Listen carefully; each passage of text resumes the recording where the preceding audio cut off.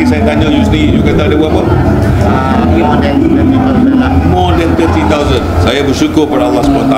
Ini menunjukkan bahawa ramai yang datang ini kerana sentiasa bersama dengan Bersatu dan Perikatan Nasional dari segi keseluruhannya. Saya ucapkan terima kasih kepada yang berhormat Tan Sri Muhyiddin sendiri yang datang daripada jauh sanggup untuk bersama dengan kita pada malam ini. Dia round dan semua dia kata ramainya. Itu dia ucap terima kasih kepada saya dan ucap tahniah. Dan saya kata tahniah itu kepada seluruh jentera dan semua mereka yang betul-betul lumus tentang kuasa, terutamanya dan kuasa Perikatan Nasional di Larut sendiri.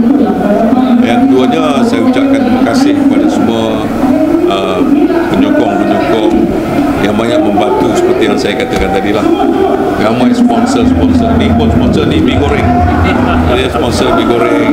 Contoh-contohnya.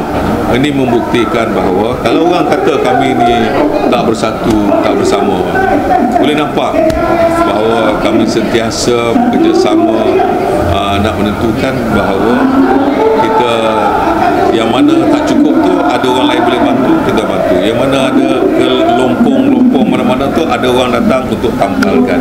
So itulah kerja kita kerana kita rasa walaupun dalam keadaan kita yang sebut tidak mencukupi, alhamdulillah dengan bantuan ramai kawan-kawan akhirnya kita berjaya untuk menganjurkan majlis yang sebesar itu.